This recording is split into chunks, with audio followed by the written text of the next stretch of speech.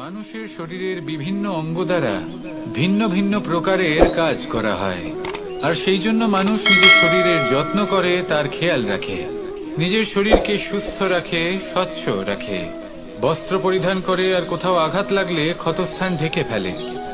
মানুষের শরীরে এমন একটি অঙ্গ আছে যা চোখে দেখা যায় না, যা অদৃশ্য থাকে, কিন্তু সেইটা দিয়ে মানুষের বিষয়ে অনেক কিছু জানা যায়। এবং মানুষের শরীরের সেই অঙ্গের নাম হল বাণী, আপনার ভাষা।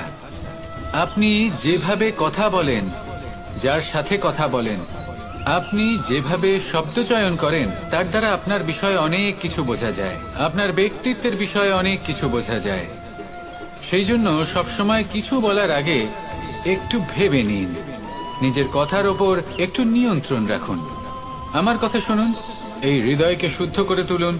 যদি এই হৃদয় শুদ্ধ থাকে, তাহলে সর্বদা মধুর বাণী নির্গত হবে, যা সবাইকে প্রফুল্ল করে তুলবে, আর তখন এই মন প্রসন্ন হয়ে বলবে, রাধা রাধা। ধন, সম্পদ, ঐশ্বর্য, মানুষ হয় নিজের সৌভাগ্যের দ্বারা এগুলো লাভ করে থাকেন বা কর্মের দ্বারা। সৌভাগ্য আসলে কি? গ্রহের দশা, যা প্রত্যেক মুহূর্তে বদলাতে থাকে।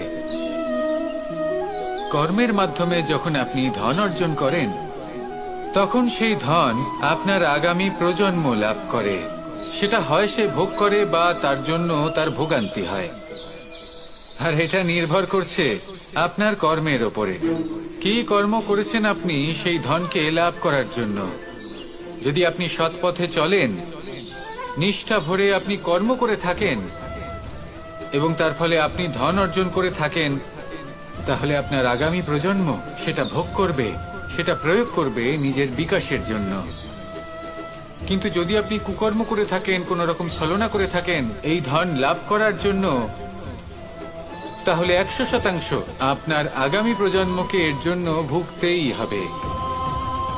তাহলে আপনি কি চাইবেন? যে আপনার আগামী প্রজন্ম সুখ ভোগ করবে, নাকি আপনার কুকর্মের পরিণাম ভোগ করবে? নির্বাচন আপনারই। আসুন আমার সাথে ভালোবেসে বলুন, রাধা রাধা। মাতা পিতার মনে সবসময় এই বাসনা বাস করে যে ওনাদের সন্তানের যেন মঙ্গল হয়। নিজের সন্তানকে সেই সবকিছু দেবার সবসময় চেষ্টা করতে থাকেন যেগুলো তারা নিজেরা নিজেদের জীবনে কখনো পেতে পারেননি। এবং এই প্রক্রিয়ায় সব থেকে গুরুত্বপূর্ণ বিষয়টি ভুলে যান, নিজের সন্তানকে সেই জিনিস দেওয়া যেটা উনি সব থেকে আগে পেয়েছেন।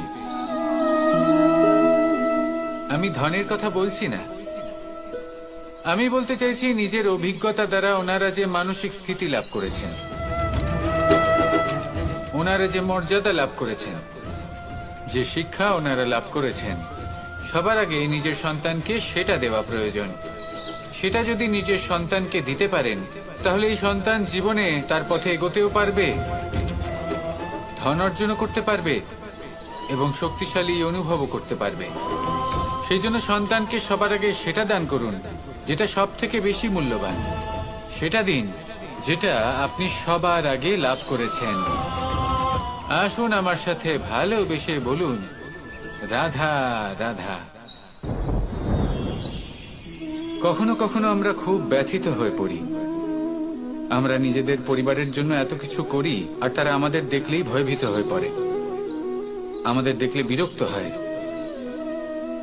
কখনো নিজেদের সন্তানকে বিকাশের পথে অগ্রসর করার জন্য আমরা তাদের উপর একটু জোর দিই যাতে তারা পরিশ্রম করে, কিন্তু সেই সন্তান আমাদের উপর বিরক্ত হয়ে পড়ে। কখনো সন্তানকে সঠিক শিক্ষা দেওয়ার জন্য আমরা তাদের কিছু সীমা নির্ধারিত করি, তখন সেই সন্তানের চোখে নিজেদের জন্য আমরা ঘৃণা দেখতে পাই। মানুষ কেন ব্যথিত হবেন না? দেখুন, যখন সূচের দ্বারা আপনি বস্ত্র সেলাই করেন, তখন সূচের আঘাত সেই বস্তুকে সহ্য করতে হয়, কিন্তু তাতে সেই সূচ বা আপনার উদ্দেশ্যে কোনো প্রভাব পড়া উচিত নয়, কারণ আপনি তো আপনার কর্ম করছেন, আর তাও পূর্ণ নিষ্ঠা ভরে, এবং অবশেষে আপনার উদ্দেশ্য শুভ প্রমাণিত হবে। তাই কেউ বিরক্ত হচ্ছে বলে বা কারোর চোখে নিজের প্রতি ঘৃণা দেখার ভয় কখনো পিছিয়ে যাবেন না। কষ্ট না করে বিকাশ সম্ভব নয়। কর্ম করতে থাকুন, সবকিছু শুভ হবে। আসুন আমার সাথে ভালোবেসে বলুন, রাধা রাধা। প্রেমের পরিভাষা আসলে কি? ভিন্ন ভিন্ন ধরনের ব্যক্তি, ভিন্ন ভিন্ন ধরনের প্রেমী, আলোচক বিভিন্ন ধরনের পরিভাষা প্রদান করেন এই প্রেম নিয়ে। কিন্তু প্রত্যেকের মনেই কখনো কখনো এই প্রশ্ন এসেছে, এই ভালোবাসা আসলে কি? নিজের প্রিয়তমকে জয় করাই কি প্রেম? চার হাত এক হয়ে যাবার নামই কি প্রেম? নিজের আবেগ ব্যক্ত করাই কি ভালোবাসা? না, প্রেমের অর্থ কাউকে লাভ করা নয়, বরং তার মাঝে বিলীন হয়ে যাওয়া। যদি কারোর হাত ধরে থাকি, তাহলে আজীবন তার সাথে পথ চলা হলো প্রেম। প্রেম শুধুমাত্র সেটা নয় যা প্রেমী আর প্রেমিকার কেশদামে মালা বেঁধে দেয়। মাতা পিতার জন্য দিনরাত পরিশ্রম করা, নিজের পরিবারের জন্য দিনরাত পরিশ্রম করা, সেটাও প্রেম। নিজের বন্ধুদের জন্য, আপনজনের জন্য সবকিছু উজাড় করে দেওয়ার নাম হলো ভালোবাসা। নিজের মাতৃভূমির জন্য সাহসের সাথে লড়াই করা এবং আনন্দে নিজের জীবন ত্যাগ করে দেওয়াও কিন্তু প্রেমের নামান্তর। সেই জন্য যারা বুদ্ধিমান ব্যক্তি, তারা কখনো প্রেমের পরিভাষা খুঁজতে চান না, কারণ তারা জানেন যে এই প্রেম কতটা বিশাল। তারা জানেন যে এই প্রেম হলো এক বিশাল সাগর, যাকে নিজের মুঠোয় ধরে রাখা যায় না। সেই জন্য এই প্রেমের সাগরে ডুবে যান এবং সকলকে ভালোবাসতে শিখুন। যদি সবাইকে ভালোবাসতে পারেন, তাহলে তাদেরও কল্যাণ হবে যারা আপনাকে ভালোবাসে, এবং সকলকে ভালোবাসতে শিখুন। যদি সবাইকে ভালোবাসতে পারেন, তাহলে তাদেরও কল্যাণ হবে যারা আপনাকে ভালোবাসে, তাদেরও কল্যাণ হবে যাদেরকে আপনি ভালোবাসেন, আর আপনারও কল্যাণ হবে। আর তখন এই মন ভালোবেসে বলবে, রাধা রাধা। কখনো এই প্রশ্ন আসতে পারে যে ইমারত কেন নির্মাণ করা হয়, কেন উৎসব পালন করা হয়, কেন মানুষ নিজেদের জন্মদিন পালন করেন, কেন দোল, বিজয়া দশমী, রাখি, দীপাবলির মতো উৎসব পালন করা হয়? যদি এগুলো পালন না করা হয়, তাতে কি যায় আসে? যদি এই দোল উৎসব পালন না করা হয়, তাহলে কি এই সংসার ভুলে যাবে যে নারায়ণের প্রতি ভক্তির কারণে ভক্ত প্রহ্লাদকে অগ্নি স্পর্শ করতে পারেনি? যদি বিজয়া দশমী পালন না করা হয়, তাহলে কি এই সংসার ভুলে যাবে যে এই দিনে শ্রীরাম রাবণকে বধ করেছিলেন? যদি আমরা দীপাবলির এই উৎসব পালন না করি, তাহলে কি এই সংসার এটা ভুলে যাবে যে অযোধ্যাতে অমাবস্যার এমন এক রাত এসেছিল যে রাত্রে অযোধ্যা পূর্ণিমার থেকে বেশি উজ্জ্বল হয়ে উঠেছিল? যদি এই রাখি উৎসব পালন না করা হয়, তাহলে কি এই সংসারের ভাই এবং বোনেরা একে অপরের প্রতি ভালোবাসা কি সেটা ভুলে যাবেন? বিষয়টা ভুলে যাওয়ার নয়, বিষয়টা হলো মনে রাখা। যখন জীবনে আমরা কোনো একটা স্থানে পৌঁছই, উপলব্ধিগুলোর উৎসব পালন করি, যাতে সেই মুহূর্তে আমরা সকলের মধ্যে আনন্দ ছড়াই এবং মানুষ সেই মুহূর্তটা মনে রাখেন। এই স্মৃতিগুলোই মানুষের মধ্যে বিশ্বাসের জন্ম দেয়। এই বিশ্বাস যে আগামী যে দিন আসছে, তাতে আরো আনন্দের সম্ভাবনা রয়েছে। ভালোবাসার এই উৎসব, ভালোবাসার এই পার্বণ, এটা মানুষের মনে বিশ্বাসের জন্ম দেয় যে প্রত্যেক যুগে কেউ না কেউ এসেছে এবং পরবর্তীতেও আসবে। তাহলে আসুন আমরা ডুবে যাই আমার লীলার এই প্রেম যাত্রায় এবং ভালোবাসার এমন একটা উৎসব পালন করা যাক যা এই সংসার যুগ যুগ পর্যন্ত মনে রাখবে। তাহলে আসুন আর আমার সাথে ভালোবেসে বলুন, রাধা রাধা। সমুদ্র মন্থনের সময় দুই ধরনের রত্ন লাভ করা হয়েছিল। প্রথম হলাহল, যার প্রভাব থেকে এই সমস্ত সংসারের জীবের প্রাণ বাঁচানোর জন্য মহাদেব তাকে নিজের কণ্ঠে ধারণ করে নিয়েছিলেন। আর দ্বিতীয় অমৃত, যেটা কিঞ্চিত পরিমাণ মাত্রায় পাওয়া গেছিল। কখনো কখনো জীবনে এমন কোনো বস্তু যা আপনি প্রয়োজনের থেকেও অনেক বেশি মাত্রায় ভোগের জন্য লাভ করে থাকেন, তা আপনার জন্য বিষ প্রমাণিত হতে পারে। যেমন জল, প্রয়োজনের থেকে অনেক বেশি মাত্রায় যদি এই জল আসে তাহলে আপনার প্রাণ কাটতে পারে, কিন্তু পরিশ্রমের পরে এক পাত্র শীতল জল দ্বারা আপনি যদি স্নান করে নেন তাহলে তা আপনার শরীরের জন্য অমৃত হবে। পরিশ্রম করার পরে যদি আপনার শরীর এক পাত্র খাবার লাভ করে তাহলে তা আপনার শরীরের জন্য অমৃত। কিন্তু যদি কোনো পরিশ্রম না করেই আপনি দিনরাত শুধুই খাবার গ্রহণ করতে থাকেন তাহলে আপনার কাছে তা বিষ সমান। বিষ এবং অমৃত গ্রহণ করাটা আপনার উপরে নির্ভর করছে। কোনো বস্তু আপনার পক্ষে বিষও হতে পারে, আবার অমৃতও হতে পারে। নির্ভর করছে যে আপনি সেটা কিভাবে ব্যবহার করছেন, কতটা মাত্রায় ব্যবহার করছেন। আসুন আমার সাথে ভালোবেসে বলুন, রাধা রাধা। প্রেম আড়াই অক্ষর, মাত্র আড়াই অক্ষরের এই শব্দ প্রেম, এর মধ্যে ত্রিলোকের এবং সমগ্র ব্রহ্মাণ্ডের বীজ নিহিত আছে। এমন কি আছে যা এই প্রেম করতে পারে না? যেখানে শক্তি এবং বিদ্যা প্রয়োগ করে আপনি কিছুই করতে পারবেন না, সেটাও প্রেম দ্বারা অর্জন করা সম্ভব। প্রেম চাইলে পাথরেও ফুল ফোটাতে পারে। প্রেম চাইলে ন্যাড়া পাহাড়ের বুক চিরে নদীপথ তৈরি করতে পারে। চাইলে নিরক্ষর ব্যক্তিকে সংসারের শ্রেষ্ঠ জ্ঞানী করে তুলতে পারে। শুধুমাত্র এই প্রেমের জন্য সবার দুষ্টু কানাই ঘনশ্যাম হয়ে উঠেছিল। শুধুমাত্র এই প্রেমের টানেই ত্রিলোকের স্বামী দ্বারকাধীশ নির্ধন সুদামার পদসেবাও করেছিলেন। এই প্রেম হলো সংসারের সবথেকে বড় শক্তি। এই সংসারের আধার হলো প্রেম। এমন কিচ্ছু নেই যা এই প্রেমের পক্ষে সম্ভব নয়। যেখানে বিদ্যা এবং শক্তি সাহায্য করতে পারে না, সেখানে এই প্রেম আপনাকে জয়ী করে দিতে পারে। তাহলে আসুন আর আমার সাথে ভালোবেসে বলুন, রাধা রাধা। তার কাছে সেই সুযোগ আছে যে কারোর জীবনে প্রকাশের কিরণ আনতে পারছেন, কাউকে সঠিক পথ দেখাতে পারছেন, কারোর সহযোগিতা করতে পারছেন, এই পুণ্য অর্জন করতে পারছেন। কারোর থেকে কোনো আশা রাখার দরকার নেই। যার আপনাকে যতটা প্রয়োজন তাকে ততটাই সাহায্য করুন, ততটাই সবাইকে প্রেম বিতরণ করুন। আর এই প্রেমের ভাব নিয়েই আমার সাথে বলুন, রাধা রাধা।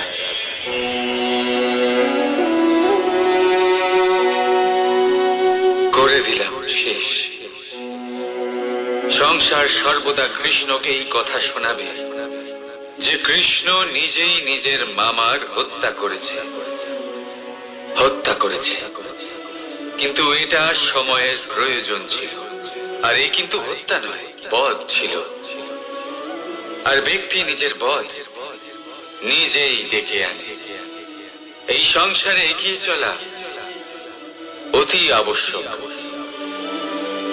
কিন্তু কোথায় নিজেকে থামাতে হবে সেটা জানা তার চেয়েও বেশি আবশ্যক। আর যে এটা বুঝতে পারে না তার অন্ত সুনিশ্চিত। যে ব্যক্তি নিজের ভুল বুঝতে পারে তার মুক্তি লাভ হয়, আর যে স্বীকারও করতে পারে না তার বধ সুনিশ্চিত। মথুরার রাজা কংস, তার বধ এই জন্য হয়নি কারণ সে আমায় হত্যা করার প্রয়াস করেছে, আমার মাতা পিতা বা আমার দাদুকে বন্দী করেছে। ওর বধ এই জন্য হয়েছে যে ওর ঘৃণা প্রেমের সীমায় আসা সত্ত্বেও থামেনি। কংস মামা এটা কখনো বোঝেনি যে নিজেকে কখন থামাতে হবে। আর যা কিছু সে করেছে, যত পাপ সে করেছে, তা নিয়ে কখনো মন্থন করেনি। অনেকবার বোঝানোর পরেও সব সময় প্রেমের থেকে মুখ ফিরিয়েছে। আর কি করলো? শুধুই ঘৃণার দ্বারা এই ভালোবাসার ক্ষতি করার চেষ্টা করল। তাই মনে রাখবেন, এই সংসার এর জীবন শক্তি হলো প্রেম। আর যে এই প্রেমের ক্ষতি করার চেষ্টা করবে তার অন্ত, তার বধ সুনিশ্চিত। কি হলো? মন খারাপ? জীবনের সমস্যার বিষয়ে ভাবছেন? ভাবছেন যে কেন সমগ্র সংসারের সমস্ত কষ্ট, সমস্ত সমস্যা আমার ঝুলিতেই এসে জড়ো হলো। সবাই এটাই ভাবে। চলুন, আমি আপনাকে বিচার বিবেচনা করতে বাধ্য করছি। ভাবুন ঝিনুকের পেটের ভেতর কাঁকড়ের এই যন্ত্রণা, ঝিনুককে তা কেন ভোগ করতে হয়? বটবৃক্ষের বীজ মাটিতে 7 হাত নিচে অন্ধকারে ঘেরা থাকে কেন? সংসারের সবচেয়ে তীক্ষ্ণ জ্বালা সূর্যকেই জ্বালায় কেন? কারণ ঝিনুকের মধ্যে সেই ক্ষমতা রয়েছে মুক্ত জন্ম দেওয়ার। বটবৃক্ষের বীজেই সেই বল রয়েছে যে সে সংসারের সবচেয়ে দৃঢ় বৃক্ষ হতে পারে। সূর্যের মধ্যে সেই ক্ষমতা রয়েছে যে সে নিজে জ্বলে এই ব্রহ্মাণ্ডকে প্রকাশ দিতে পারে।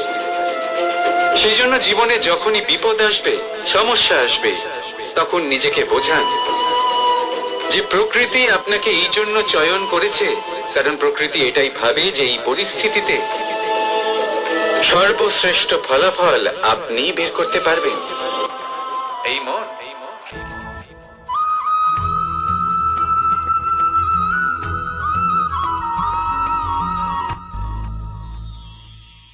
শিশিরের বিন্দু পাতার ওপর পড়ে আর তার গায়ে লেগে থাকে। পাতা তাকে শুষে নিতে পারে না, আর শেষ পর্যন্ত সে ঝরে পড়ে যায়। অন্যদিকে রয়েছে মেঘ এবং চাতক। এদের মধ্যে অনেক দূরত্ব থাকে। মেঘ থাকে আকাশে আর চাতক থাকে ধরিত্রীতে। কিন্তু যখন এই মেঘ থেকে বৃষ্টি ঝরে পড়ে, এই চাতক কিন্তু সেই জলই পান করে, নয়তো সে তৃষ্ণার্ত থেকে যায়। এবার অন্যদিকে দেখলাম শিশির বিন্দু আর পাতার এই সম্পর্ক। এরা খুব কাছাকাছি থাকে, ঘনিষ্ঠও থাকে। অন্যদিকে রয়েছে মেঘ এবং চাতকের সম্পর্ক, যাদের মধ্যে অনেক দূরত্ব থাকা সত্ত্বেও তারা খুব ঘনিষ্ঠ, তাই না? এই সারমর্ম খুব সরল। এই নৈকট্য, এই দূরত্ব, তা আপনার সম্পর্কে প্রভাব কিছুতেই ফেলতে পারে না। এই নৈকট্য, এই দূরত্ব, এইসব হলো শুধুমাত্র মনের ব্যাপার। কখনো আপনি অনুভব করেছেন আপনি কারোর থেকে অনেক অনেক দূরে আছেন, অনেক দূরে আছেন, তাও সেই ব্যক্তির প্রতি আপনি টান অনুভব করেন। সেখানে আপনি কারোর সাথে প্রত্যেক দিন অতিবাহিত করেন, সমস্ত জীবন অতিবাহিত করেন, সব থেকে বেশি সময় তার সাথে অতিবাহিত করেন, তাও তার প্রতি সেই টান অনুভব করেন না। এই সংকেত হলো মনের দূরত্বের। তাহলে মনের এই দূরত্ব দূর করুন আর আমার সাথে।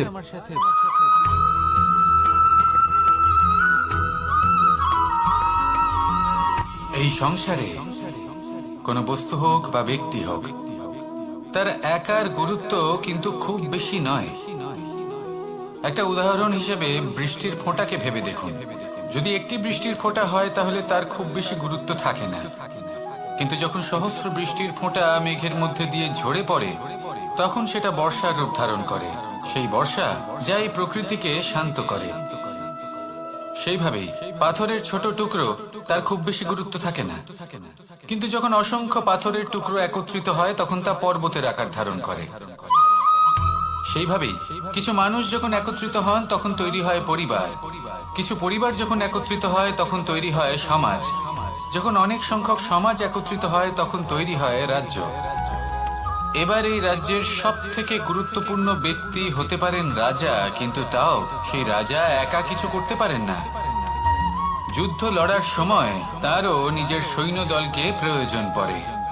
কিন্তু এই সংসারে এমন একজন ব্যক্তি আছেন যিনি একাই সব কাজ করতে থাকেন, এবং সেই ব্যক্তি হলেন মা। আমাদের জীবনে একজন পিতার ভূমিকা কিন্তু নিঃসন্দেহে অমূল্য, কিন্তু আমাদের সকলের জীবনে যে ভূমিকা একজন মায়ের তা অন্য কারোর থাকে না। একজন মা একাই সন্তানকে বড় করতে পারেন, সংস্কারী করে তুলতে পারেন, তার জন্য পরিশ্রম করেন। আর এত কিছু কাজ করার পরেও তার কাজের জন্য তিনি প্রশংসা অবশ্য পান না। উল্টে যদি সেই সন্তান অনুচিত পথে চালিত হয়, অনুচিত কর্ম করে, তখন সেই মাকেই অপবাদের পাত্র হয়ে উঠতে হয়। আমাদের জীবনে মায়ের যোগদান কতটা সেটা বুঝুন। আপনাকে বড় করে তোলার জন্য উনি কতটা পরিশ্রম করেছেন সেটা বুঝুন। আজ থেকে, এখন থেকে, এই মুহূর্ত থেকে মাকে সম্মান করতে শিখুন।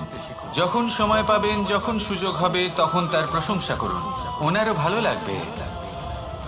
আর মায়ের এই মমতার জন্য, তার এই ভূমিকার জন্য আসুন সবাই মিলে আমরা তাকে প্রণাম করি, আর সকলে মিলে ভালোবেসে বলি, রাধা রাধা।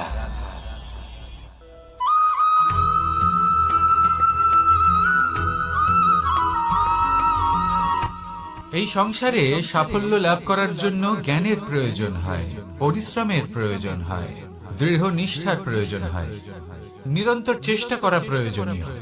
কিন্তু আরো কিছু আছে যা অত্যন্ত প্রয়োজনীয় এবং গুরুত্বপূর্ণ। তা হলো ভালো বন্ধু। তাদের থাকা অত্যন্ত প্রয়োজনীয়। যদি ভালো বন্ধু থাকে, তাহলে সময় এলে তারা ঢাল হয়ে আপনাকে সুরক্ষা করবেন। সময় এলে অস্ত্রের মতো শত্রুকে সংহারও করবেন। যদি তিনি জ্ঞানী হন, তাদের মধ্যে সদ্গুণ থাকে, তাহলে এই সব গুণ আপনার মধ্যেও প্রবেশ করবে। তাহলে সাফল্যের জন্য ভালো বন্ধু পাওয়া অত্যন্ত প্রয়োজনীয়। কিন্তু শুধু বন্ধু কেন, ভালো শত্রুও থাকা প্রয়োজনীয়। এবার আপনি ভাববেন, আমি কি বললাম? যদি আপনার জীবনেও ভালো অর্থাৎ শক্তিশালী শত্রু থাকে, তাহলে আপনিও শক্তিশালী হতে থাকবেন। এই শত্রু আপনাকে প্রেরিত করবে আরো বেশি শক্তিশালী হয়ে ওঠার। কখনো কোনো হরিণকে দেখুন, তীব্র গতিতে দৌড়তে থাকে। কেন তীব্র গতিতে দৌড়য়? এই কারণে নয় যে কোথাও তার জন্য মধুর ঘাস অপেক্ষা করে রয়েছে, না। সে এই কারণে তীব্র গতিতে দৌড়য় কারণ সেটা না করলে তার পেছনে একটি সিংহ আছে যে ওকে নিজের ভোজন করে ফেলবে। তাই জীবনে বিপদ, সংকট, এই সবকিছুও হলো অত্যন্ত গুরুত্বপূর্ণ। তার সম্মুখীন হতে শিখুন, আর আমার সাথে ভালোবেসে বলুন, রাধা রাধা।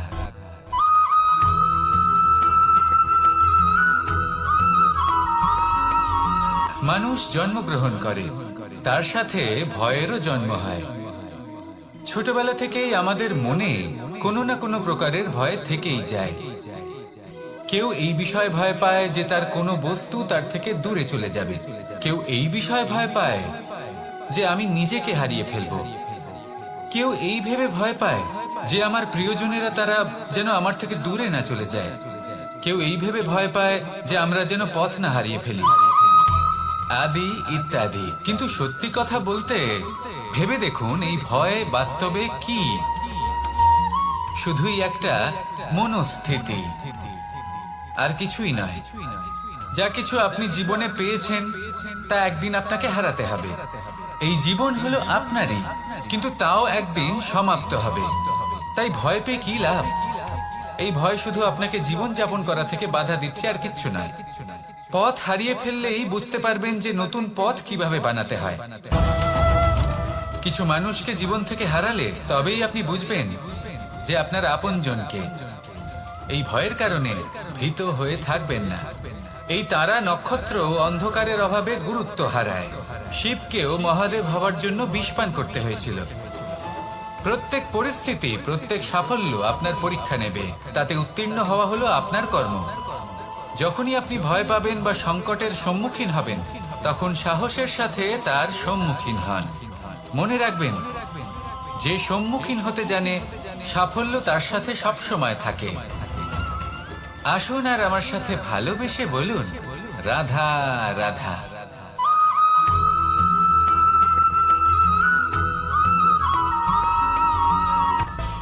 মানুষের মধ্যে একটা বিচিত্র প্রবৃত্তি থাকে। অন্য সকলের বিষয়ে, তাদের জীবনের বিষয়ে, তাদের ব্যক্তিত্বের বিষয়ে, তাদের ভবিষ্যতের বিষয়ে অনুমান করা। এটা হলো অনুচিত।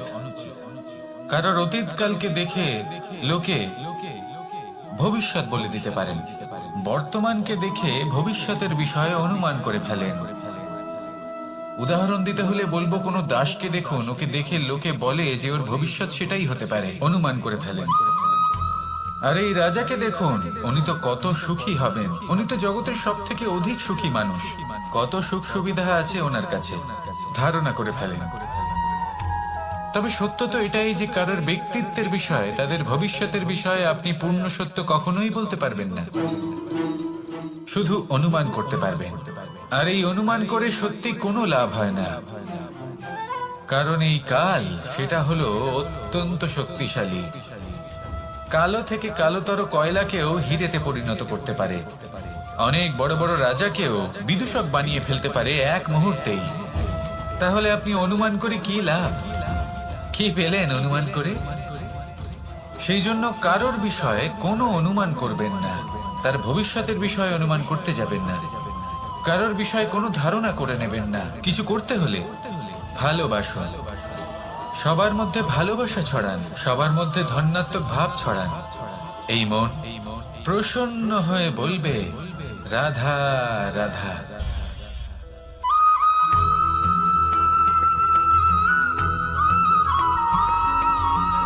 এই সংসারে সব থেকে বেশি কোমল বস্তু হলো রেশম। এই রেশম এতটাই কোমল হয় যে এর পুরো একটা থান শুধুমাত্র একটা হাতে ধরা সম্ভব। কখনো ভেবে দেখেছেন এই রেশম কিভাবে হয়? একটি কীট তার লালার দ্বারা উৎপন্ন হয়। এই কীট সেই রেশমকে পাক দিতে থাকে, পাক দিতেই থাকে, আর আস্তে আস্তে তার মধ্যেই জড়িয়ে পড়ে। শেষে ওর এই সুন্দর অমূল্য সৃষ্টি রেশমের এই সুতো, তার নির্মাণ কার্য পূর্ণ হয়, কিন্তু তাতেই ও নিজে বন্দী হয়ে যায়। নিজেরই মায়াজালের এই বন্দী গৃহে নিজেই ফেঁসে যায়। এবার এই সুতোকে ব্যবহারযোগ্য করে তোলার জন্য এই কীটগুলিকে এই কবচের সাথেই ফুটন্ত জলে ফেলে দেওয়া হয়। এই সংসারে যদি আমাদের স্বপ্ন এই সংসারের দুঃখ হরণ করার জন্য, এই সংসারে সুখ বিতরণ করার জন্য হয়, তবেই আমাদের প্রগতি সম্ভব।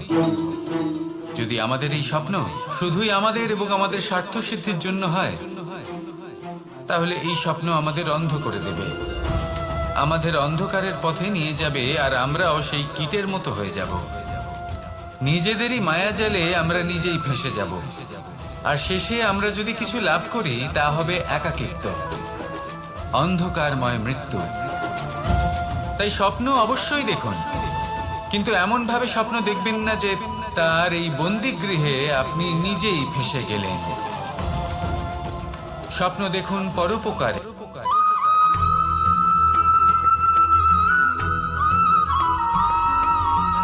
এই সংসারে প্রত্যেক মানুষ এটাই চান যে তিনি যেন ধনবান হন, আর্থিক অবস্থা তার ভালো থাকে, ওনার বাড়িতে লক্ষ্মীর আগমন হয়। কিন্তু সেটা হবে কি করে, সেটাই হলো প্রশ্ন। কেউ বলেন যে যদি পরিশ্রম করো তাহলে ধন অর্জন সম্ভব, কেউ বলেন যে যদি বিদ্যা লাভ হয় তবেই ধন অর্জন সম্ভব, কেউ বলেন যে যদি বলশালী হও তবেই সম্পন্ন থাকবে। ভালো কথা, যদি তাই হয়ে থাকে, তবে দিনমজুর সারা দিন পরিশ্রম করেন, তিনি কেন ধনী হন না? অনেকজন বিদ্বান মানুষ আছেন এই সংসারে, তারা কেন ধনবান হন না? অনেক সংখ্যক বলশালী ব্যক্তি আছেন, তাদের কাছে ধন নেই কেন? তাদের কেন ধনের অভাব হয়? আবার এমনও কিছু মানুষ আছেন যারা পরিশ্রম করেন, তারা দিনমজুর, কিন্তু তারা ধন অর্জন করতে পারেন। কিছু বিদ্বান ব্যক্তি আছেন যাদের কাছে অধিক মাত্রায় ধন রয়েছে, কয়েকজন বলশালী ব্যক্তি রয়েছেন যাদের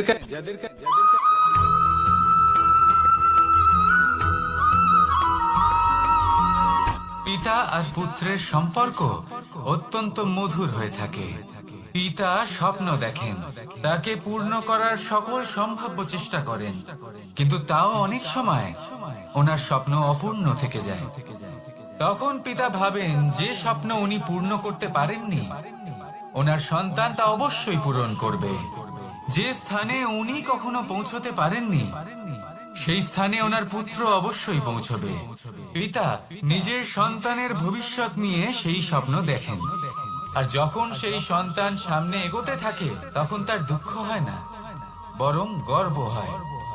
ওনার ভালো লাগে এটা দেখে যে ওনার সন্তান অনেক উন্নতি করছে। কিন্তু যখন সন্তান নিজের অভিভাবকের শক্তি দেখে, তার যশ দেখে হিংসা করতে থাকে, সমস্যা সেইখানেই শুরু হয়। সেই জন্য সকল সন্তানকে এটা মনে রাখতে হবে, দেখুন, পুত্র হবার সুবাদে, এক সন্তান হবার সুবাদে এটা হলো আপনার অধিকার যে আপনি আপনার পিতার থেকে বেশি উন্নতি করবেন। আপনার পিতাও এটাই চান, কিন্তু সুস্থভাবে এটা করুন। একটা রেখা টেনে নিন যাতে আপনি তাতে এগোতে পারেন আর আপনার পিতার তাতে গর্ববোধ হয়, আর সেই বিষয়ে দুঃখ না হয় যে আমার সন্তান আমাকেই ছোট করার চেষ্টা করছে।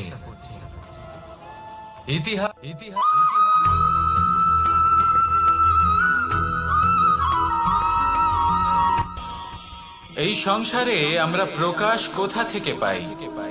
এর উত্তর বড়ই সরল। ভোরে যখন সূর্যোদয় হয় তখন প্রকাশের কিরণ আমাদের ঘরে এসে পৌঁছয়। এইভাবেই আমরা প্রকাশ লাভ করি। এবার এই প্রকাশের আলোতেই আমরা সারাদিনের কাজ সম্পন্ন করি। সন্ধে হয়ে যায়, সূর্যাস্ত হয়ে যায়, আর আমাদের ঘর যাতে অন্ধকার না হয় তার জন্য আমরা একটা প্রদীপ প্রজ্বলিত করি। এটাই ঘটে আমাদের জীবনেও। এবার প্রবাহমান আয়ুর সাথে আমরা আমাদের অন্তরে যদি একটা প্রদীপ প্রজ্বলিত করে নিই তাহলে বিষয়টাই অন্যরকম হবে। এবার আপনি বলবেন কোন প্রকাশের কথা বলছি যা আমাদের অন্তরে জাগ্রত করা সম্ভব? আমাদের আত্মার মাঝে প্রেমের প্রকাশ জাগ্রত করার কথা বলছি। কারণ আমাদের এই জীবন এও হলো দিনের আলোর মতো। আজ প্রকাশ আছে, কিন্তু কোনোদিন অবশ্যই অস্ত হবে। কিন্তু অস্ত হবার আগে যদি আমরা আমাদের আত্মার মাঝে প্রেমের এই প্রকাশ উজ্জ্বলিত করে নিই তাহলে আমাদের সন্ধ্যাকালও আমরা আনন্দে এবং প্রেমে যাপন করব। তাহলে আসুন আর আমার সাথে ভালোবেসে বলুন, রাধা রাধা।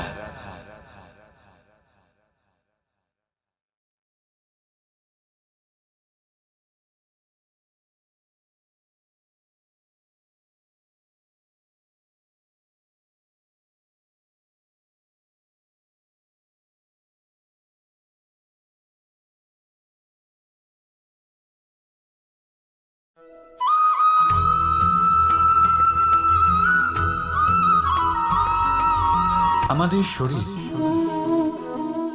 প্রকৃতির সর্বশ্রেষ্ঠ রচনা। যে অঙ্গ প্রত্যঙ্গ আমরা লাভ করেছি প্রত্যেকটির মধ্যে একটি নিজস্ব বার্তা রয়েছে।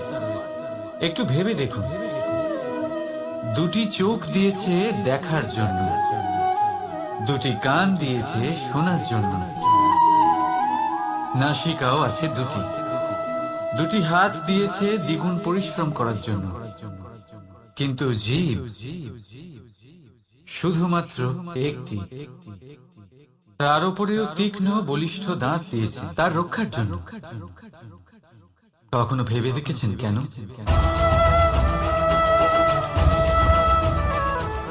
কারণ শব্দ আর শব্দের প্রয়োগ মানুষের সবচেয়ে বড় অস্ত্র, যার প্রয়োগ যত ভেবে চিন্তে করা যায় মানুষ তার জীবনে ততটাই উপরে উঠতে পারে। তাহলে মনে রাখুন, দেখুন, শুনুন আর বুঝুন বেশি, বলুন কম। রাধা রাধা।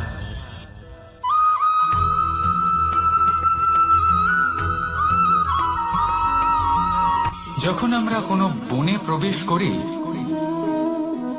তখন এই সবুজ ঘাস দেখে, এই কোমল ঘাস দেখে আমাদের মন প্রফুল্ল হয়ে ওঠে। ভিন্ন ভিন্ন প্রজাতির ফুল, ভিন্ন ভিন্ন রঙের ফুল দেখে এই মন আনন্দে ভরে ওঠে। এখানে শিশুরা আনন্দ লাভ করে, বড়রা ভোজন গ্রহণ করেন, কথাবার্তা বলেন, হাঁটাহাঁটি করে বেড়ান। এবার ভেবে দেখুন, যখন এই উপবনের নির্মাণ হয়েছিল সেই সময় যদি এই মাটিকে সঠিকভাবে খনন না করা হতো, যদি তাতে সঠিকভাবে বীজ রোপণ না করা হতো, যদি কোনো সংঘর্ষ না হতো, পরিশ্রম না করা হতো, যদি চলতে চলতে পায়ে কাঁটা না বিঁধে যেত, তাহলে এই সুন্দর বন দেখে আমরা কি এই আনন্দ লাভ করতে পারতাম? কখনোই নয়। ধরুন কোনো নদীর তটে সুন্দর একটি বন আছে, সেই বনের আনন্দ লাভ করতে গেলে আপনাকে সেই নদী পার করতেই হবে। যদি সুখের নদীর কাছে পৌঁছতে চান তাহলে তটে যে কাঁটা রয়েছে সেগুলোর সাথে সংঘর্ষ করতেই হবে। এই সংসারে যদি আপনি সুখ লাভ করতে চান তাহলে সুখ লাভের এই যাত্রা শুরু করতে হবে সংঘর্ষ দ্বারা। তাহলে সংঘর্ষকে স্বাগত জানান, এর পেছনেই সুখ রয়েছে যা আপনার জন্য অপেক্ষা করছে। এবার হাসুন আর আমার সাথে ভালোবেসে বলুন, রাধা রাধা।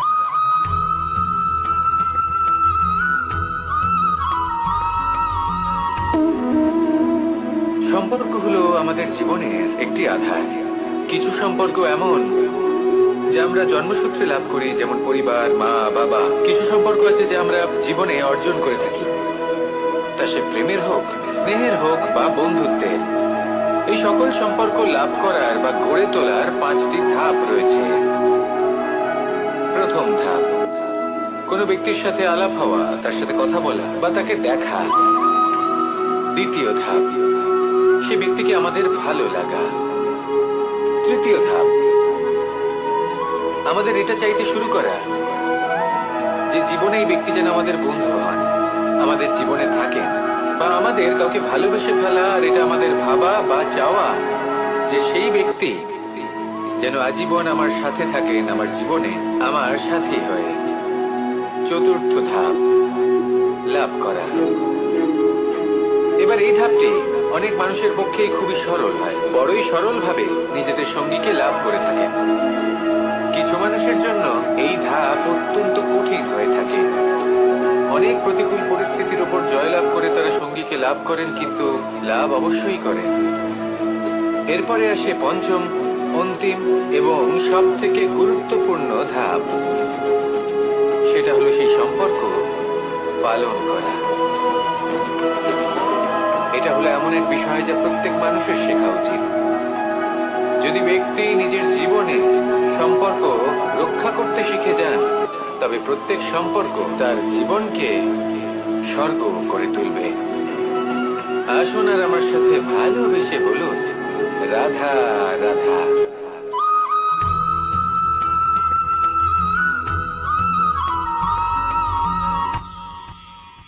মানুষ তার জীবনে দুই ধরনের পরিস্থিতিকে খুব ভয় পায়। এক, কোনো কারণবশত কারোর সামনে নত হওয়া। দুই, কোনো কারণে নিজের চরিত্র থেকে, নিজের মূল্যবোধ থেকে বিচ্যুত হওয়া। এবার কেন হয় এরকম যে কথায় কথায় কারোর সামনে নত হতে হয়? কেন বারংবার নিজের চরিত্র থেকে চ্যুত হতে হয়? এরকম কেন হয়? এটা তখনই হয় যখন আমাদের শিক্ষা এবং মূল্যবোধের অভাব থাকে। যদি মানুষের মধ্যে প্রকৃত শিক্ষা থাকে তাহলে এই সংসারে কোনো সময় এবং কারোর সামনেই নত হওয়ার কোনো প্রয়োজন নেই। যদি মানুষের মধ্যে মূল্যবোধ থাকে তাহলে তাকে নিজের মূল্যবোধ বা চরিত্র থেকে বিচ্যুত হতে হয় না, তা সে যাই হয়ে যাক না কেন। কোনো বালককে যদি জন্ম থেকেই সুশিক্ষার অধিকারী করা হয়, শিক্ষিত করা হয়, মূল্যবোধের অধিকারী করা হয়, তবে সে এই সংসারে এমন কর্ম করবে যাতে সে নিজেকে, নিজের পরিবারকে, সমগ্র সমাজকে গর্বিত করতে পারে। শিক্ষা লাভ করুন, মূল্যবোধ লাভ করুন এবং আমার সাথে ভালোবেসে বলুন, রাধা রাধা।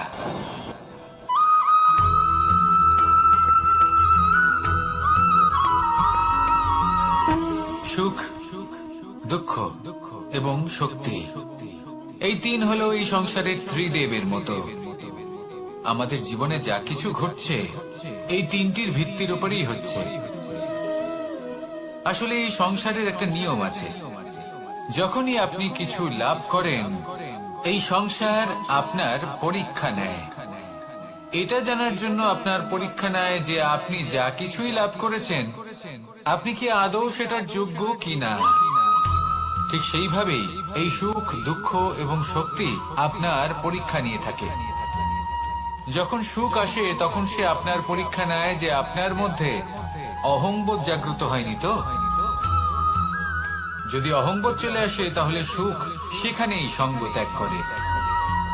দুঃখ আপনার ধৈর্যের পরীক্ষা নিতে থাকে, আর যদি আপনার মধ্যে ধৈর্য না থাকে তাহলে এটা আপনাকে আরো বেশি দুঃখের গভীর অন্ধকারে ঠেলে দেবে। সেখানে শক্তি পরীক্ষা নেয় আপনার বিনম্রতার। যদি আপনি বিনম্র না হন তাহলে হয় এই শক্তি আপনার সঙ্গ ত্যাগ করবে, নয় এই শক্তি বিনম্রতার অভাবে আপনার পতনের কারণ হতে পারে। এই সংসারে যে কোনো ব্যক্তি যিনি এই পরীক্ষায় উত্তীর্ণ হয়ে থাকেন, এই জীবনে তিনি সাফল্য লাভ করেন। আসুন আমার সাথে ভালোবেসে বলুন, রাধা রাধা।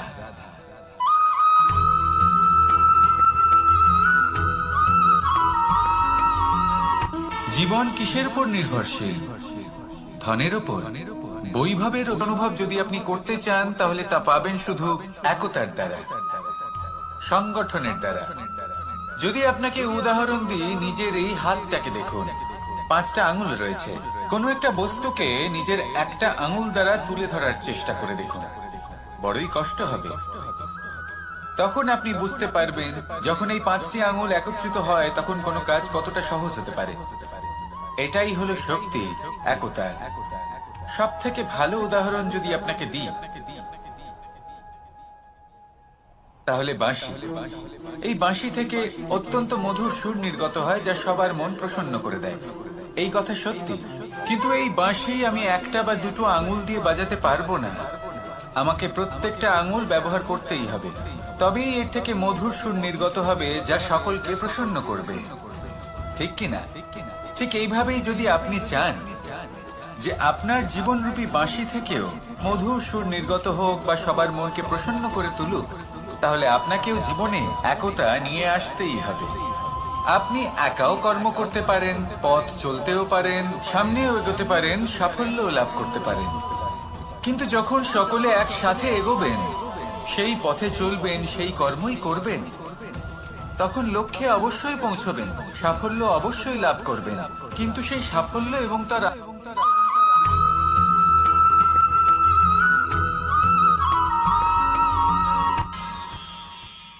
আমরা সবাই সূর্যকে সম্মান কেন করি? কারণ আমরা জানি যে সন্ধেবেলা যখন সূর্যাস্ত হবে তখন শুধুমাত্র অন্ধকার বাকি থাকবে। ঠিক কিছুটা এরকমই হয় আমাদের মাতা পিতাও, যিনি আমাদের জন্ম দেন, আমাদের ভরণ পোষণ করেন, আমাদের বড় করেন, আমাদের প্রেম প্রদান করেন। কখনো কখনো তাদের মুখ থেকে কটু কথা নিঃসৃত হয়, আমাদের দুঃখ হয়, কিন্তু তখন আমাদের এটা বোঝা উচিত এগুলি নিঃসৃত হচ্ছে আমাদেরই মঙ্গলের জন্য। যেমন সূর্যদেব, উনিও উত্তাপ দিয়ে থাকেন আমাদেরই মঙ্গলের জন্য, যাতে ফসল পাকতে পারে, যাতে জল বাষ্প হয়ে মেঘ হতে পারে, বৃষ্টি হতে পারে, আর এই সংসারে নিরন্তর জলের প্রবাহ থাকে।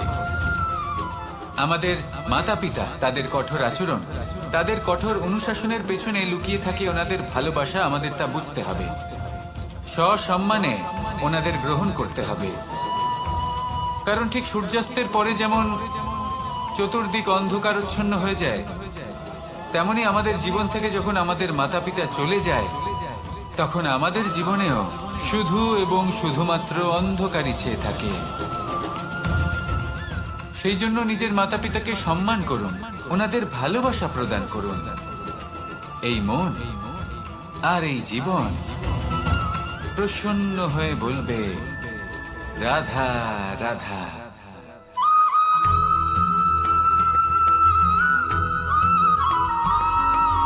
বসন্ত ঋতু, এই সময় মন আনন্দে ভরে থাকে।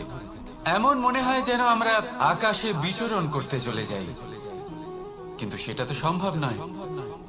সেই জন্য হয়তো আমরা ঘুড়ি ওড়াই, এই ঘুড়িকে নিজেদের প্রতিরূপ মনে করে। এবার অনেক মানুষ আছেন যারা ঘুড়ি ওড়ান, কিন্তু এই কর্মের সারমর্ম কি সেটা কজন বুঝতে পারেন? আপনি এটা মনে করুন যে আপনি হলেন সেই ঘুড়ি, আর এই সুতো যিনি ধরে রয়েছেন তিনি হলেন পরমাত্মা। আর এই সুতো যেখান থেকে শুরু হয় সেই লাটাই হলো আমাদের কর্মচক্র। এবার আপনি নিজেই অনুমান করুন যে এই উড়ান কার ওপর নির্ভরশীল, পরমাত্মার ওপর আর আপনার কর্মের ওপর। যদি পরমাত্মা আপনার হাত ধরে থাকেন, আপনার সাথে থাকেন, যদি আপনি শুভ কর্ম করতে থাকেন, আপনি এই আকাশে উড়তে থাকবেন। কিন্তু কোথাও কোথাও যদি পরমাত্মার সাথে এই বন্ধন ছিন্ন হয়, আপনার কর্মচক্র খারাপ হয়ে যায় বা থেমে যায়, তাহলে আপনার এই ঘুড়ি কেটে যাবে আর দূরে কোনো গাছের ডালে গিয়ে আটকে যাবে। তাই শুধুমাত্র ঘুড়ি ওড়াবেন না, তার থেকে শিখুন, পরমাত্মার সাহচর্যে থাকুন, সবসময় শুভ কর্ম করতে থাকুন আর সবসময় এই আকাশে উড়তে থাকুন। আসুন আর আমার সাথে ভালোবেসে বলুন, রাধা।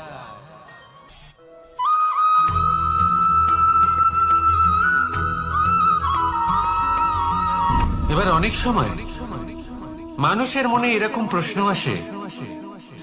আসে যে এই সংসারে সব থেকে বড় বিপদ কি? কেউ বলে ধর্ম সংকট, আবার কেউ বলে প্রাণের উপর আসা সংকট। প্রত্যেক মানুষের জীবনে বিভিন্ন সংকট আসে, আর এই সমস্ত সংকট অত্যন্ত বিচিত্র হতে পারে। এই সমস্ত সংসার হলো সংকট দ্বারা পরিপূর্ণ। ঠিক আছে, আপনাকে একটা উদাহরণ দিই। একজন ধনী ব্যক্তি, এবার ওনার জীবনে সংকট কি হতে পারে? সংকট এটাই যে কেউ তার সম্পত্তি চুরি না করে নেয়, আমরা বুঝতে পারছি। এবার একজন চোর, তার জীবনে সংকট কি হতে পারে? যে চুরি করার সময় সে যদি তার একটা কাশি চাপতে না পারে, তাহলে সে ধরা পড়ে যেতে পারে, ঠিক কিনা? আবার অনেক সময় এমনও হয় যে যার জন্য আমি সংকট, সেও আমার কাছে সংকট। যেমন এই পরিস্থিতিতে দেখুন, সংকট হলো সংকট, এ তো জীবনে থাকবে, কিন্তু এর সম্মুখীন কিভাবে হওয়া যায়? খুব সরল, সব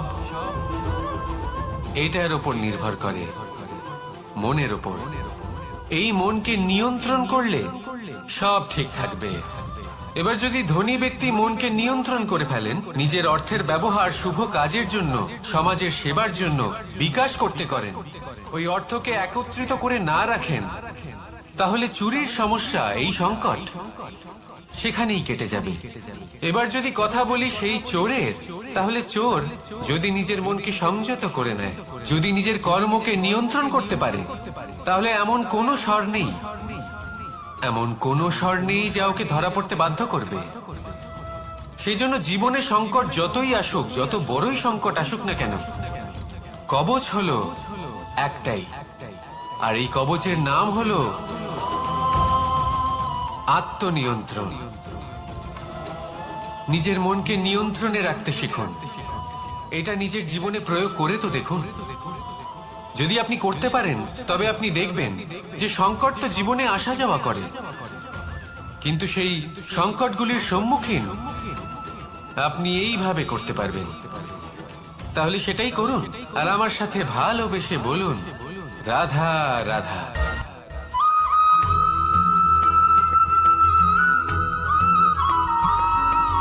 জীবনে যখন কোনো ব্যক্তি নিজের লক্ষ্য প্রাপ্তির জন্য নিরন্তর পরিশ্রম করতে থাকেন, চেষ্টা করতে থাকেন, তখন তিনি কষ্ট অনুভব করেন, কখনো শারীরিক কষ্ট, কখনো মানসিক কষ্ট। এবার উনি এটা ভাবতে থাকেন যে আমি কি উচিত করছি নাকি অনুচিত করছি। কারণ অন্যদিকে এমন একজন ব্যক্তিও আছেন যিনি একদমই পরিশ্রম চেষ্টা করছেন না। তিনি মদিরা পান করেন, বিলাসিতায় জীবন কাটান, অলস প্রকৃতির হয়ে ওঠেন, নিদ্রাতে বিলীন হয়ে থাকেন আর ভাবেন যে তিনি সুখ লাভ করছেন। কিন্তু এরকম কেন হয়? কারণ যখন আমরা সৎ পথে থাকি, উচিত পথে চলি, লক্ষ্য প্রাপ্ত করার জন্য চেষ্টা করতে থাকি, তখন আমাদের ভেতরে থাকা নেতিবাচক শক্তি এবং পাপ এই দেহকে ত্যাগ করে দেয়। আর এই অনুভূতিটাই আমাদের দুঃখের অনুভূতি দেয়, কষ্ট দেয়।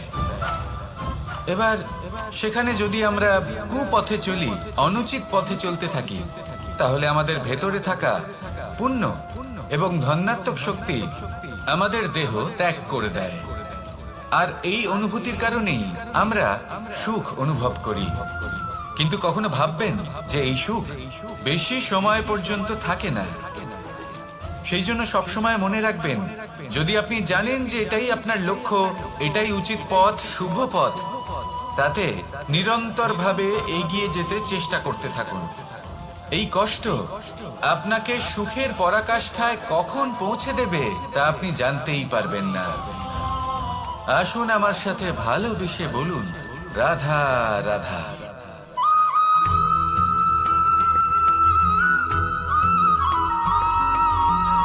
মানুষের মানসিকতা এমন হয় যে সে যতটা করে আশা করে যে তার থেকে অনেক বেশি তার বদলে সে পাবে। দেখুন, সবকিছুই আপনার ভাবনা চিন্তার উপর নির্ভর করছে। আপনি যদি ফলের বিষয়ে ভেবে কর্ম করতে থাকেন তাহলে সেটা অনুচিত। জীবনের আসল আনন্দ হলো নিজের কর্ম করতে থাকা, ফলের চিন্তা করা উচিত নয়। যদি আপনি এরকম ভাবেন যে আমি এতটা করছি, আমার এতটা পাওয়া উচিত, সেই ভাবনা অনুচিত। যদি আপনি সেবার মানসিকতা নিয়ে কর্ম করতে থাকেন, কর্মচক্রে প্রবাহিত হন, যদি আপনি এমন ভাবনা রাখেন যে আমি এতটা পাচ্ছি তাই এর থেকে অনেক বেশি আমি কর্ম করব, তাহলে নিশ্চিত রূপে আপনি যতটা করছেন তার থেকে অনেক বেশি আপনি পাবেন। আপনার আশার থেকে অনেক বেশি আপনি পাবেন। শুধু জীবনে অনেক বেশি কাজ করতে থাকুন, ফলের চিন্তা করবেন না। আর মনে রাখবেন, এই ভাবনাই সব থেকে বড় বীজ। কর্মের উপর বিশ্বাস রাখুন, জীবনে যা যা আপনি চান সবই সুখময় হবে। আসুন আর আমার সাথে ভালোবেসে বলুন, রাধা রাধা।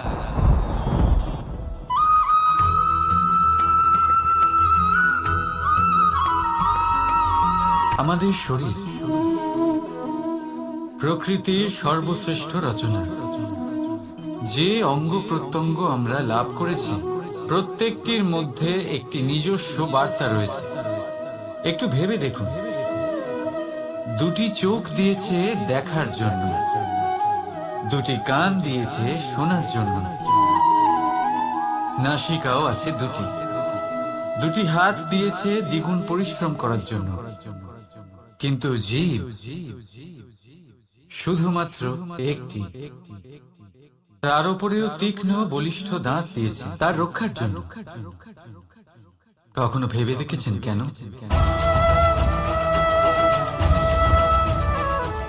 কারণ শব্দ আর শব্দের প্রয়োগ মানুষের সবচেয়ে বড় অস্ত্র, যার প্রয়োগ যত ভেবে চিন্তে করা যায় মানুষ তার জীবনে ততটাই উপরে উঠতে পারে। তাহলে মনে রাখুন, দেখুন, শুনুন আর বুঝুন বেশি, বলুন কম। রাধা রাধা।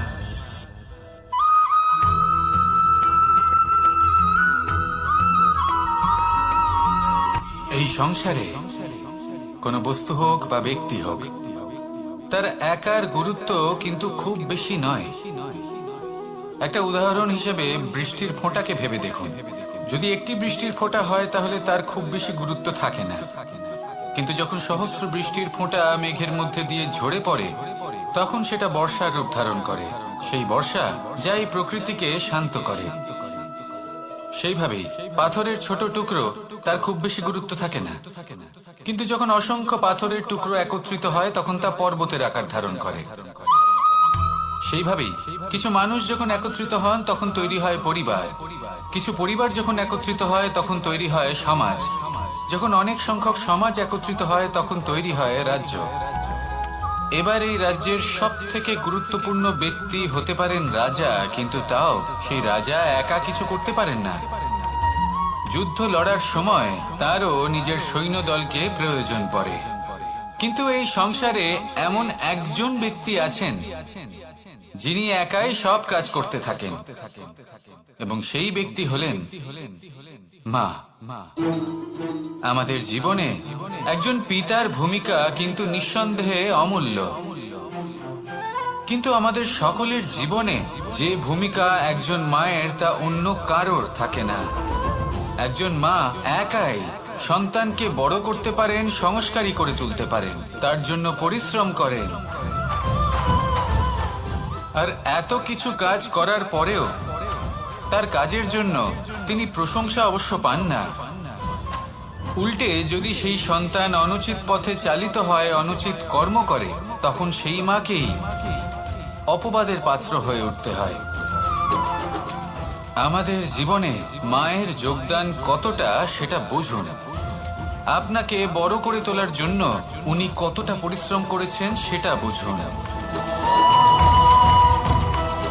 আজ থেকে, এখন থেকে, এই মুহূর্ত থেকে মাকে সম্মান করতে শিখুন। যখন সময় পাবেন, যখন সুযোগ হবে, তখন তার প্রশংসা করুন, ওনারও ভালো লাগবে। আর মায়ের এই মমতার জন্য, তার এই ভূমিকার জন্য আসুন সবাই মিলে আমরা তাকে প্রণাম করি, আর সকলে মিলে ভালোবেসে বলি, রাধা রাধা।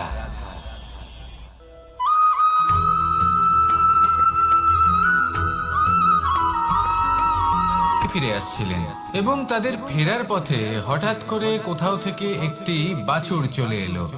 এই দুই বোন ভয়ভীত হয়ে গেলেন আর তাদের হাত থেকে সেই আটা পড়ে গেল, মাটিতে মিশে গেল। এবার এই পুরো ঘটনাক্রমে যদি কারোর বিন্দুমাত্র লাভ হয়ে থাকে, বিন্দুমাত্র আনন্দ পেয়ে থাকে, তাহলে সে কে? সেই ছোট বোন, যিনি মাঝে মাঝেই গমের দানা তুলছিলেন এবং খাচ্ছিলেন। কিছুটা হলেও উনি আনন্দ লাভ করেছিলেন। এবার এরকমই হলো আমাদের জীবনে ভক্তি এবং ভালোবাসা সংক্রান্ত বিষয়। মানুষ নিজের জীবনের দৈনিক কাজে এতটাই ব্যস্ত হয়ে পড়েন, প্রত্যেকদিন শুধু কাজ কাজ কাজ কাজ করতে থাকেন, আর তাতে ভক্তি এবং ভালোবাসার জন্য সময় বার করতেই পারেন না। দেখুন, জীবনে ভক্তি আর প্রেমের এই যে ছোট ছোট মুহূর্ত আছে, এগুলো যদি আপনি যাপন করতে পারেন, তাহলে তাতেই আপনি তৃপ্তি লাভ করবেন। বাকি সবই আপনার ব্যর্থ বলেই মনে হবে। জীবনে যখনই আপনি কোনো কাজ করবেন, ঈশ্বরের প্রতি সমর্পিত হয়ে সেই কাজ করুন। আর যখনই সময় পাবেন, তাহলে সেই সময় নিজের আপনজনদের দিন, যাদের আপনি ভালোবাসেন, তাদের প্রতি যত্নবান হন, তাদের শুভাকাঙ্ক্ষী হন। এই প্রেম আর ভক্তির ছোট ছোট মুহূর্তগুলো আপনার জীবনকে চরিতার্থ করে তুলবে। আসুন আমার সাথে ভালোবেসে বলুন, রাধা রাধা।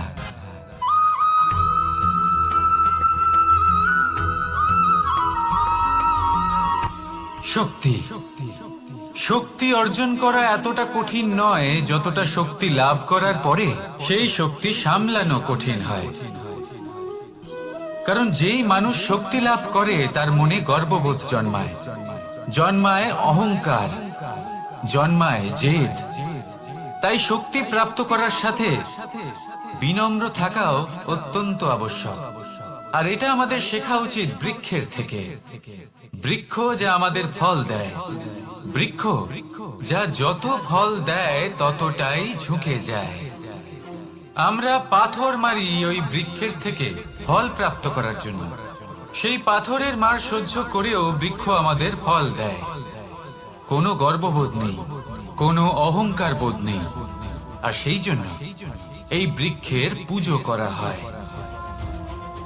এটাই হলো মাহাত্ম্য, শক্তির সাথে বিনম্রতা।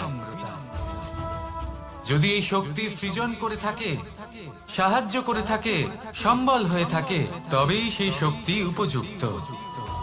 আর নয়তো সেই শক্তি একদিন আপনাকে আসক্ত অবশ্যই করবে।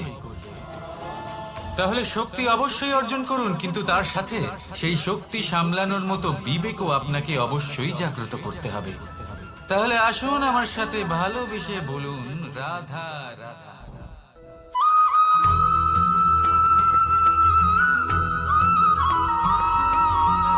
যখন আমরা কোনো বনে প্রবেশ করি,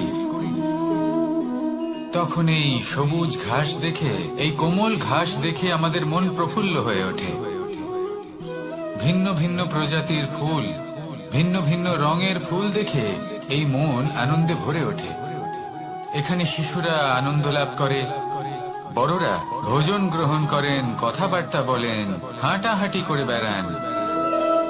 এবার ভেবে দেখুন, যখন এই উপবনের নির্মাণ হয়েছিল সেই সময় যদি এই মাটিকে সঠিকভাবে খনন না করা হতো, যদি তাতে সঠিকভাবে বীজ রোপণ না করা হতো, যদি কোনো সংঘর্ষ না হতো, পরিশ্রম না করা হতো, যদি চলতে চলতে পায়ে কাঁটা না বিঁধে যেত, তাহলে এই সুন্দর বন দেখে আমরা কি এই আনন্দ লাভ করতে পারতাম? কখনোই নয়।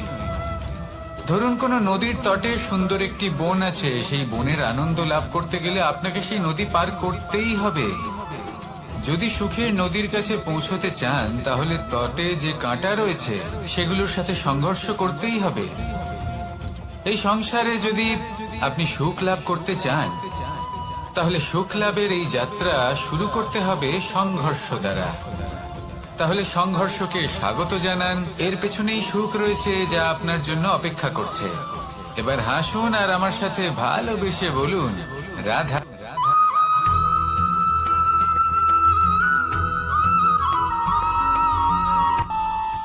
আমাদের মনে যখন কোনো প্রশ্ন ওঠে, কোনো দ্বন্দ্ব জাগে, তখন আমরা যাই আমাদের গুরুর কাছে, আমাদের আরাধ্যের কাছে গিয়ে জিজ্ঞেস করি।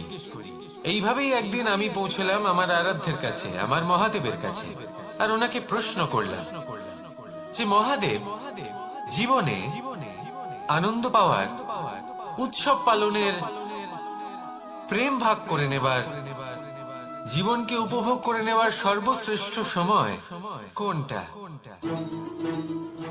মহাদেব হাসলেন আর উনি বললেন, জীবনে উৎসব পালনের সব থেকে শ্রেষ্ঠ দিন হলো মৃত্যুর ঠিক আগের দিনটা। প্রেম ভাগ করে নেওয়ার সব থেকে শ্রেষ্ঠ মুহূর্ত হলো মৃত্যুর ঠিক আগের মুহূর্ত। জীবনকে উপভোগ করে নেওয়ার সর্বশ্রেষ্ঠ প্রহর হলো মৃত্যুর এক প্রহর পূর্বে। তখন আমি চমকে গেলাম। আমি বললাম, কিন্তু মহাদেব, মৃত্যু তো অনিশ্চিত, আমরা জানিও না কবে আমাদের মৃত্যু হবে। মহাদেব আবার হাসলেন। উনি বললেন যে যদি আমরা এভাবে জীবন কাটাই যে আমরা জীবনের প্রত্যেক দিন, প্রত্যেক মুহূর্ত, প্রত্যেক প্রহর শেষ বলে মনে করি, তাহলে আমাদের সমস্ত জীবন আনন্দের সাথেই অতিবাহিত হবে। কি বলেন?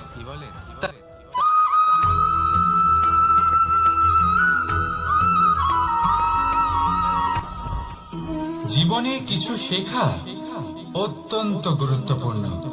এবার কি কি শিখতে হবে সেই সব শেখানোর জন্য অনেক শিক্ষক রয়েছেন, কিন্তু কি শিখবেন না আর কি করবেন না, এটা আমাদের নিজের অভিজ্ঞতা দিয়ে শিখতে হয়।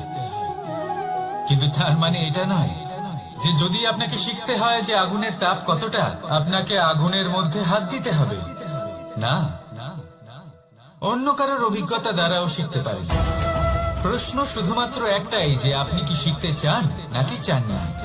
যদি আপনি এটাই ভাবেন যে আমি শুধুই নিজের অভিজ্ঞতা দ্বারাই শিখতে চাই, তাহলে জীবনকাল ছোট মনে হবে, অনেক কিছুই শিখতে পারবেন না।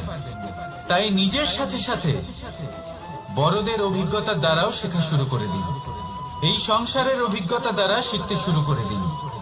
আর এটা নিশ্চিত রূপে শেখা আবশ্যক যে কখন কি করবেন না, কোথায় থামতে হবে আর কোথায় থামবেন না। তাহলে আসুন আর আমার সাথে ভালোবেসে বলুন, রাধা রাধা।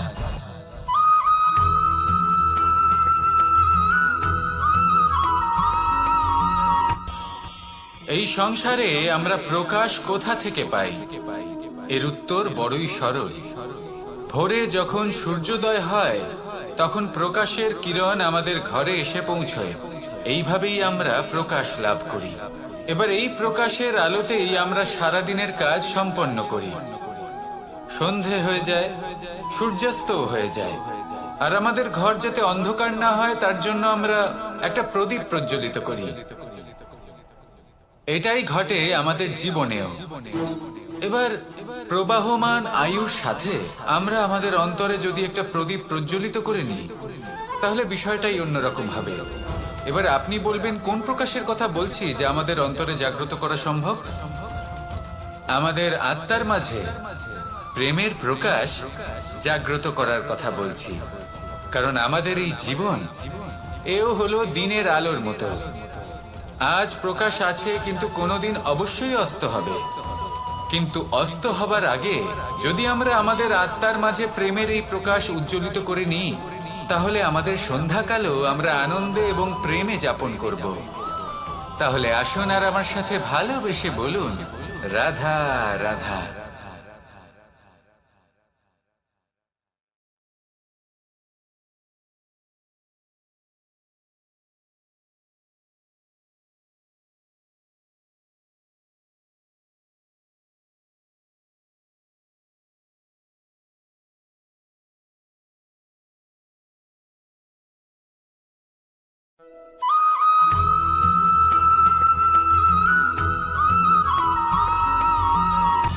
সময়, জীবন, কাল। দেখতে গেলে এই তিনটি শব্দ একটি শব্দেরই সমার্থক শব্দ মনে হয়, কিন্তু এই শব্দগুলির অর্থ কি সমান? কখনোই নয়। হ্যাঁ, এই সময় চলতে থাকে, জীবন চলতে থাকে, কালচক্র চলতে থাকে। এই সময় কেটে যায়, কিন্তু এই জীবন, একে যাপন করতে হয়। কি বলেন? এই জীবনে কিছু করুন বা কিছু না করুন, জীবন এমনি কেটে যাবে, আপনি জানতেও পারবেন না। কিন্তু সেটা আমাদের উদ্দেশ্য নয়, একে যাপন করতে হবে। এই জীবনে প্রেরণা পেতে শিখুন, প্রেরণা দিতে শিখুন, আহ্বান গ্রহণ করতে শিখুন, আহ্বান জানাতে শিখুন, মহান কাজ করতে শিখুন, ধন্যাত্মক বোধ জাগিয়ে তুলুন। জীবন অতিবাহিত করার অর্থ কি তা আপনি শিখে যাবেন। কারণ সময় কেটে যায়, সমস্ত যুগ কেটে যায়, কিন্তু জীবনের রীতি জীবন কাটিয়ে দেওয়া নয়, জীবন যাপন করা। এই জীবন সম্পূর্ণরূপে অনুভব করতে হবে, নতুন পথ বানাতে হবে। এবারে যদি এই জীবন বাঁচার সময় একবার ভেবে দেখুন, যদি মনে প্রেম থাকে, সদ্ভাবনা থাকে, তাহলে কি হবে? এই জীবনকে বাঁচার অনুভূতিটাই অন্যরকম হয়ে যাবে, একটা আনন্দময় অনুভূতি লাভ করবেন। তাহলে এটাই করুন আর আমার সাথে ভালোবেসে বলুন, রাধা রাধা।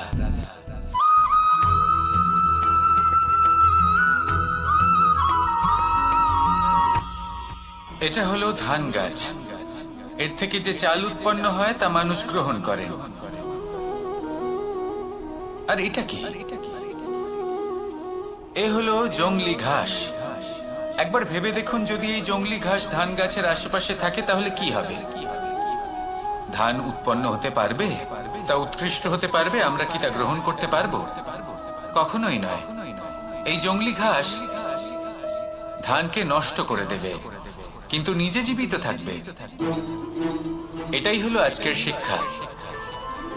এই সংসারে যদি আপনি নীতির পথে চলতে চান, উচিত কর্ম করতে চান, সংসারকে সেবা করতে চান, তাহলে জংলি ঘাসের মতো ব্যক্তিদের থেকে সবসময় দূরে থাকতে হবে।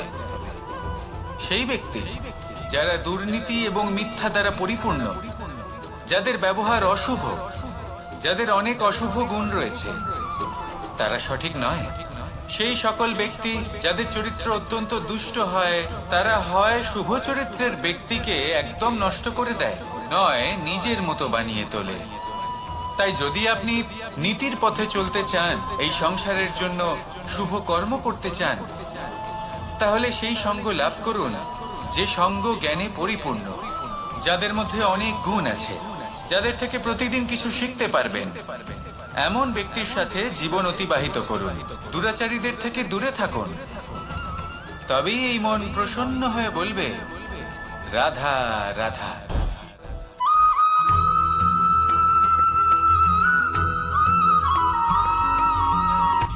সূচের শেষে একটি ছিদ্র থাকে, যার দ্বারা আমরা এই সুতো পরাতে পারি, আর তারপর সূচের সাহায্যে এই সুতো দিয়ে বস্ত্র সেলাই করা যায়। কিন্তু যদি সুতোটা সোজা করে ধরা না হয়, তাহলে সূচে কখনো এই সুতো পরানোই সম্ভব নয়।